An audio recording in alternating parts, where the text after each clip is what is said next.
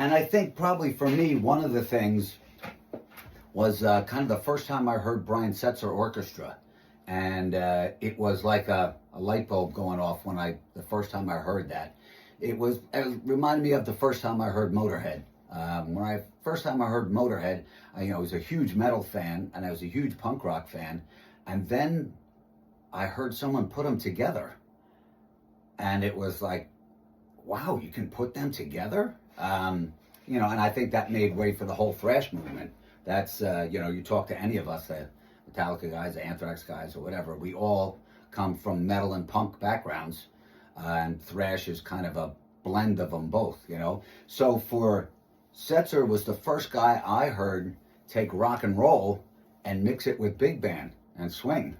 And like a similar kind of thing where I just, for the first time I said, oh my God, I can put them both together. And there really hasn't been, with Motorhead and then the thrash movement, there was, a ton of bands jumped on and said, I'm going to do my version of this, I'm going to do my version of this. But for some reason, I don't know why more bands or more artists haven't tried it.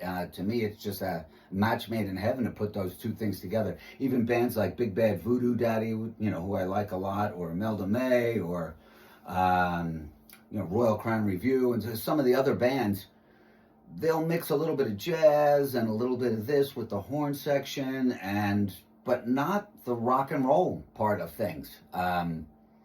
So, to me, it was something I always wanted to try.